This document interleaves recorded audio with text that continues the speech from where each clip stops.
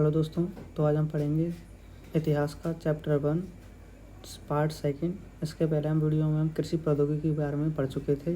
Terracotta बोल और बनावली चोलिस्तान और इनके बारे में, चोलिस्तान, बनावली, मिट्टी से बने हल्के प्रतिरूप कहाँ से मिले हैं, इन सारी चीज़ों के बारे में, और कालीबंगा से नमक स्थान पर जुते हुए खेत के साक्ष्य मिले हैं, इसके बारे में हम पढ़ चुके थे। अब इसके आगे चलते हैं।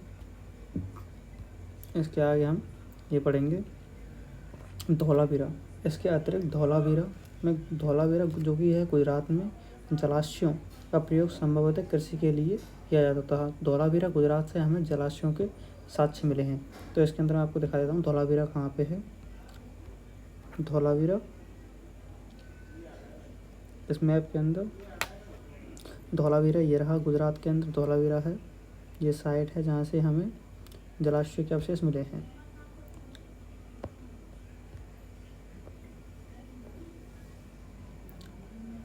और इसके अंदर ये है, ये बॉक्स के अंदर, पर्पल बॉक्स के अंदर आपको इसके अंदर ये वाला पॉइंट है। इसके अंदर अवतल चक्कियों के बारे में बताया गया है। अनाज पीसने के लिए प्रयोग की जाती थी, कंकड़, कठीरे, पत्थर, अनाज, इन चीज़ों का प्रयोग किया जाता था। तो आप इसे एक बार अपने हिसाब से पढ़ लीजिएगा। इसके आगे चलते हैं। ये एक मेन पॉइंट है, मोहनजोदड़ो एक नियोजित शहरी केंद्र। इसके अंदर से क्वेश्चन बनते हैं। इसके अंदर से एक क्वेश्चन सीधा बनता है कि दुर्ग और निचला शहर के अंदर अंतर बताइए। तो ये 2 नंबर में या फिर 4 नंबर में भी पूछा जा सकता है। तो इसके अंदर बताएंगे, संभवतः हड़प्पा सभ्यता का सबसे अनूठा पहलू शहरी केंद्रों का विकास था। आइए ऐसे एक केंद्र मोहनजोदड़ो को और सूक्ष्मता से देखते हैं। हालांकि मोहनजोदड़ो सबसे प्रसिद्ध पुरास्थल है। इसके अंदर से MCQ बनेगा तो ये बनेगा कि मोहनजोदड़ो का सबसे प्रसिद्ध पुरास्थल कौन सा है। हड़प्पा सभ्यता में सबसे प्रसिद्ध पुरास्थल कौन सा है, तो है मोहनजोदड़ो। लेकिन सबसे पहले खोजा गया स्थल था हड़प्पा। तो ये इसके अंदर मैंने 2 इंपॉर्टेंट क्वेश्चंस बनते हैं जो एक नंबर में आपसे पूछे जा सकते हैं MCQ के फॉर्म में। बस्ती 2 भागों में विभाजित थी। एक छोटा लेकिन ऊंचाई पर बनाया गया और दूसरा कहीं अधिक बड़ा लेकिन नीचे बनाया गया। तो इसके अंदर यह है निचला शहर, यह है दुर्ग। 2 भागों में बस्ती को बांटा गया था। दुर्ग के अंदर शासक वर्ग रहता था और निचला शहर के अंदर सामान्य वर्ग के लोग रहते थे। दुर्ग छोटा था लेकिन यहाँ पर पूंजीपति लोग निवास करते थे। निचला शहर बड़ा था लेकिन यहाँ सामान्य लोग निवास होता था। दुर्ग पश्चिमी दिशा में बनाया गया था और निचला शहर पूर्वी दिशा में था। इन दोनों ही दुर्ग की और इनकी किलेबंदी की गई थी। और ये जो दुर्ग था इसको पक्की ईंटों के चबूतरे पर बनाया गया था, जिसकी ये ऊंचाई पर बनाया गया था। ये बड़ा था, निचले क्षेत्र में सामान्य लोग निवास करते थे और ये दीवार से घिरा हुआ था। इसके आगे चलते हैं हम अगले पॉइंट पे, हड़प्पा की दुर्दशा। इसके अंदर से 1 नंबर का एक क्वेश्चन बनता है जो यह है कि 1875 के अंदर भारतीय पुरातत्व सर्वेक्षण के पहले जनरल अलेक्जेंडर कनिंघम, जिन्हें भारतीय पुरातत्व का जनक भी कहा जाता है। तो इसके अंदर से क्वेश्चन बनता है कि भारतीय पुरातत्व का जनक किसे कहा जाता है। तो इसका आंसर है अलेक्जेंडर कनिंघम। इसे आप याद रखिएगा।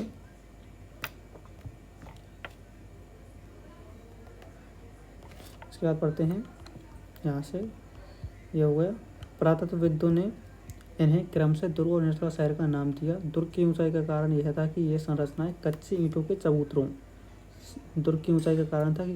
चबूतरे पर बनी थी। दुर्ग को दीवार से घेरा गया था, जिसका अर्थ है इससे निचले शहर से अलग किया गया था। निचला शहर भी दीवार से घेरा गया था। इसके अतिरिक्त कई भवनों को ऊंचे चबूतरों पर बनाया गया था जो नींव का कार्य करते थे। अनुमान लगाया जाता है कि यदि एक श्रमिक प्रतिदिन 1 घनीय मीटर मिट्टी ढोता होगा तो मात्र आधारों को बनाने के लिए 40 लाख श्रम दिवसों अर्थात बड़े पैमाने पर श्रम की आवश्यकता पड़ी होगी। अब कुछ और देखिए। एक बार चबूतरों के यथास्थान बनने के बाद शहर का सारा भवन निर्माण कार्य चबूतरों पर एक निश्चित क्षेत्र तक सीमित था। इसलिए ऐसा प्रतीत होता है कि पहले बस्ती का नियोजन किया गया था और फिर उसके अनुसार कार्यान्वयन। नियोजन के अन्य लक्षणों में इस ईंटें शामिल हैं जो भले ही धूप में पकाकर अथवा भट्टी में पकाकर बनाई गई हों, एक निश्चित अनुपात की होती थी। यहाँ लंबाई, चौड़ाई, ऊंचाई के क्रम से 4 गुनी और 2 गुनी होती थी। प्रकार की ईंटें हड़प्पा बस्तियों में प्रयोग में लाई गई थीं। तो इसके अंदर आपसे क्वेश्चन पूछे जा सकते हैं कि हड़प्पा सभ्यता जो थी, हड़प्पा सभ्यता एक नियोजित सभ्यता थी। उसके बारे में आपको लिखना पड़ेगा। तो इसके अंदर आप पॉइंट बना के सारे के सारे पॉइंटों को लिख दीजिएगा, जैसे निचला शहर और दुर्ग, इनके बारे में। और यहाँ पे एक पॉइंट ये आएगा मैं कि ईंटों के बारे में बता दीजिएगा, ईंटों की चौड़ाई, ऊंचाई और ये सारी चीज़ें। अब आइए नालों का निर्माण के बारे में पढ़ते हैं। हड़प्पा शहरों की सबसे अनूठी विशिष्टताओं में से एक ध्यानपूर्वक नियोजित जल निकास प्रणाली थी। यदि आप अपने शहर के नक्शे को देखें तो आप यह जान पाएंगे कि सड़कों तथा गलियों को लगभग एक ग्रिड पद्धति में बनाया गया था। सड़कों को किस पद्धति में? सड़कों और नालों को ग्रिड पद्धति के अनुसार बनाया गया था। ये मेन क्वेश्चन है, 1 नंबर में पूछा जा सकता है, याद रखिएगा। गद्दी के द्वारा बनाया गया था और ये एक दूसरे को समकोण पर काटती थी। इस हिसाब से ये गली है, ये नाली है, ये आपस में एक दूसरे को समकोण पर काटती थी। इस प्रकार से बस्तियां बनाई जाती थीं। ऐसा प्रतीत होता है कि पहले नालियों के साथ गलियों को बनाया गया था और फिर उनके अगल बगल आवासों का निर्माण किया गया था। यदि घरों के गंदे पानी को गलियों की नालियों से जोड़ना था तो प्रत्येक घर की कम से कम एक दीवार का गली से सटा होना आवश्यकता था। तो पहले यहाँ पे हड़प्पा सभ्यता के अंदर नालियाँ बनाई जाती थीं। नालियों के किनारे पर घरों का निर्माण किया जाता था। इस प्रकार से तो बड़ी नालियों को छोटी नालियों से, छोटी नालियों को बड़ी नालियों से इस प्रकार जोड़ दिया जाता था और घरों के द्वार नालियों की तरफ न होकर विपरीत दिशा में दूसरी साइड में हुआ करते थे। इस प्रकार से घरों के द्वार इस प्रकार से हुआ करते थे। और हड़प्पा सभ्यता की एक प्रमुख बात यह भी है कि हड़प्पा सभ्यता के अंदर जितने भी घर होते थे उनके बाहर कुएं पाए गए हैं अधिकांशतः, जिनका प्रयोग बाहरी लोग भी किया करते थे। हड़प्पा सभ्यता के अंदर 700 से अधिक कुएं पाए गए हैं। दुर्ग। हालांकि अधिकांश हड़प्पा बस्तियों में एक छोटा ऊंचा पश्चिमी तथा एक बड़ा लेकिन निचला पूर्वी भाग है। इस नियोजन में विविधताएं भी हैं। धौलावीरा तथा लोथल धौलावीरा और लोथल जैसी साइट जो है वो गुजरात में स्थित हैं। जैसे धौलावीरा स्थलों पर पूरी बस्ती किलेबंद थी तथा शहर के कई हिस्से भी दीवारों से घेरकर अलग किए गए थे। लोथल में दुर्ग दीवार से घिरा तो नहीं था पर कुछ ऊंचाई पर बनाया गया था।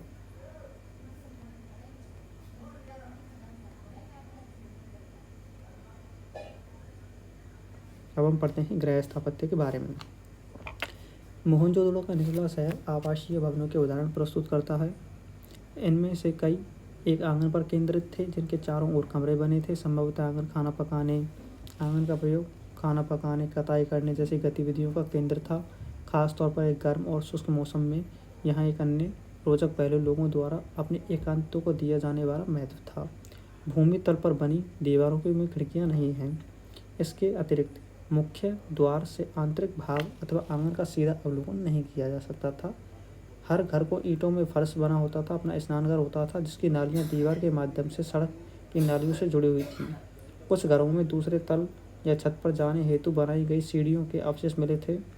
कई आवासों में कुएं थे जो अधिकांशतः एक ऐसे कक्ष में बनाए गए थे जिससे बाहर से आया जा सकता था और जिनका प्रयोग संभवतः राहगीरों द्वारा किया जाता था। विद्वानों ने अनुमान लगाया है कि मोहनजोदड़ो के कुओं की कुल संख्या लगभग 700 थी। तो गृह स्थापत्य के बारे में आपसे क्वेश्चन पूछा जा सकता है और 1-2 नंबर में आएगा गृह स्थापत्य कला के बारे में कुछ बताइए। इस प्रकार से आपसे क्वेश्चन पूछा जाएगा और उसके अंदर आपको कुछ मेन बातें लिखनी होंगी। तो इसके अंदर गृह स्थापत्य के बारे में मेन बातें ये हैं कि गृह स्थापत्य निचला शहर जो मोहनजोदड़ो के अंदर दुर्ग और निचला शहर के अंदर बांटा गया था। दुर्ग जो ऊंचाई पर बनाया गया था और निचला शहर तो जो नीचाई पर बनाया गया था। निचले शहर के अंदर सामान्य लोग रहते थे। दुर्ग में अमीर लोग और शासक वर्ग निवास करता था। दुर्ग छोटा था और निचला शहर बड़ा था और यहाँ ज़्यादा लोग निवास करते थे। और निचले शहर आंगन, इसके अंदर घर होते थे, घरों के अंदर आंगन होते थे, आंगनों में खाना पकाने और करने जैसी गतिविधियाँ केंद्र था। खासतौर पर गर्म और शुष्क मौसम में अन्य रोचक पहलू एकांतता को दिए जाने वाले महत्व था। निचला शहर में अब दुर्ग में जो भी घर बनाए जाते थे उसके अंदर एक चीज़ का विशेष ध्यान रखा जाता था कि लोगों की एकांतता। उस समय के लोग अपनी एकांतता को महत्व दिया करते थे, जिसके कारण प्रवेश द्वार से घर के अंदर देखा नहीं जा सकता था, केवल एंट्री ली जा सकती थी, इसके अलावा नहीं देखा जा सकता था। खिड़कियाँ नहीं होती थीं, जंगले झरोके खिड़कियाँ ये नहीं होते थे। आंगन का सीधा अवलोकन नहीं होता था। जो फर्श होता था स्नानागार होता था, जिसकी नालियाँ दीवार के माध्यम से सड़क की नालियों से, और यहाँ पर ड्रेनेज सिस्टम काफ़ी बढ़िया था, जिसके द्वारा नालियों को, घरों की नालियों को, छोटी नालियों को बड़ी नालियों से जोड़ा गया था। इस प्रकार से कुल 700 कुएँ थे। अनुमान लगाया कि मोहनजोदड़ो में कुओं की संख्या लगभग 700 थी, जिनका प्रयोग सामान्य लोग भी किया करते थे। अब आगे चलते हैं। तो ये घर है, इसको आप देखिए। यहाँ से हम एंट्री लेंगे। एंट्री लेने के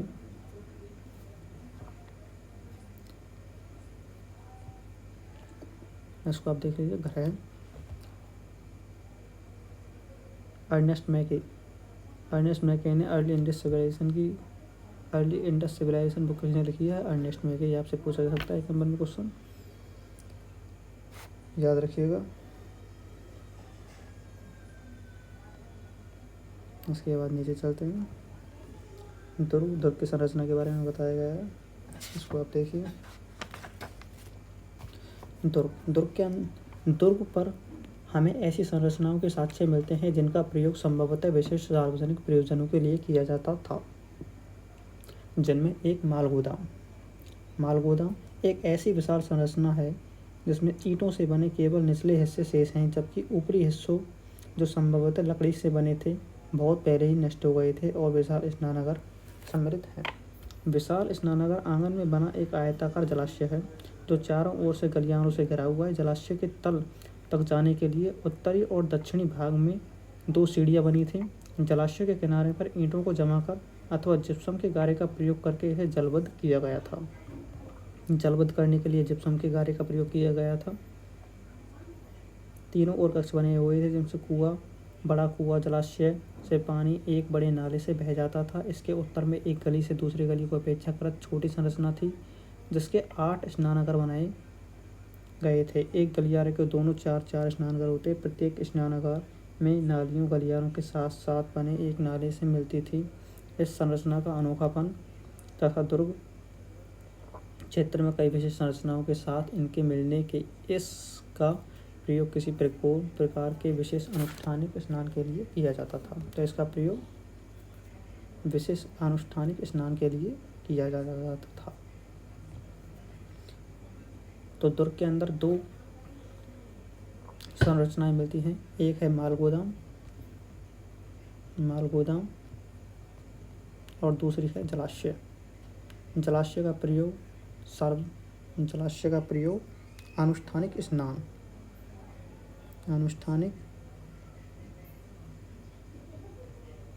के लिए किया जाता था। और मालगोदाम के अंदर ऐसा माना जाता है कि इसके अंदर अनाज को जमा किया जाता होगा या फिर बैठकें बुलाई जाती होंगी, इस प्रकार से इसका प्रयोग किया जाता होगा। अब आइए पढ़ते हैं सामाजिक विभिन्नताओं का अवलोकन। समाधान।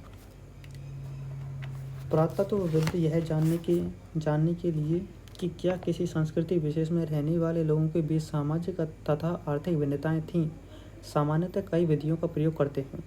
इन्हीं विधियों में से एक समाधानों का अध्ययन है। आप संभवतः मिस्र के विशाल पिरामिडों, जिनमें से कुछ हड़प्पा सभ्यता के समकालीन थे, से परिचित हैं। इनमें से कई पिरामिड राजकीय समाधान थे जहां बहुत बड़ी मात्रा में धन संपत्ति दफनाई गई थी। हड़प्पा स्थलों से मिले समाधानों में आमतौर पर मृतकों को गर्तों में दफनाया गया था।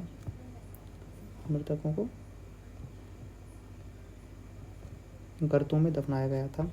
कभी कभी शवाधान गर्त की बनावट एक दूसरे से भिन्न होती थी।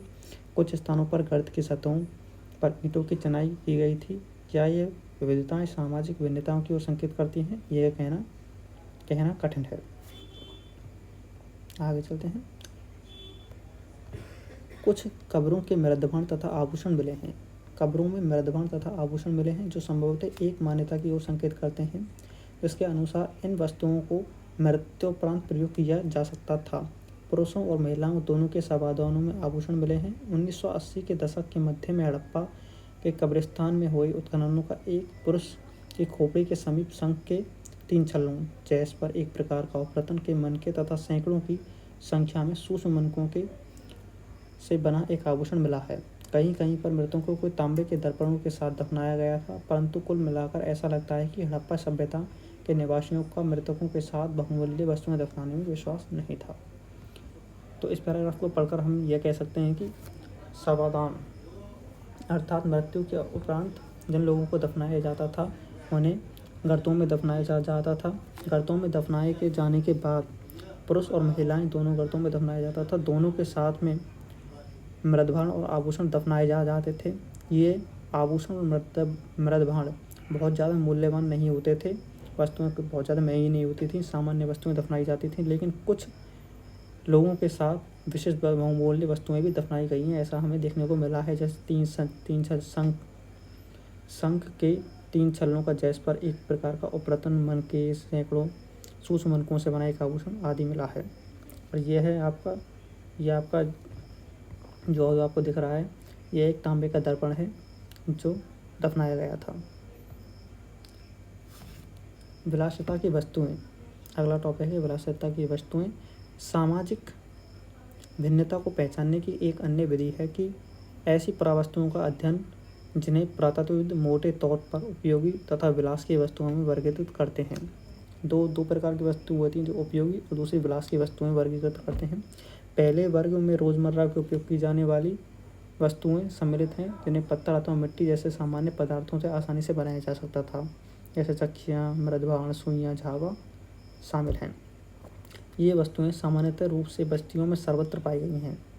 पुरातत्वविद उन वस्तुओं को कीमती मानते हैं जो दुर्लभ अथवा महंगी होती हैं। कीमती वस्तुएं कौन सी होती हैं? जो दुर्लभ अथवा महंगी होती हैं, स्थानीय स्तर पर अनुपलब्ध पदार्थों से अथवा जटिल तकनीकों से बनी हों। इस प्रकार कौन सी वस्तु है? फ्योन्स। फ्योन्स के बारे में आपसे पूछा जा सकता है 1 नंबर में भी। घिसी हुई रेत अथवा बालू तथा रंग और चिपचिपे पदार्थ के मिश्रण को पकाकर बनाया गया पदार्थ के छोटे पात्र संभवतः कीमती माने जाते थे, इन्हें बनाना कठिन था। तो यह है फ्योन्स का पात्र।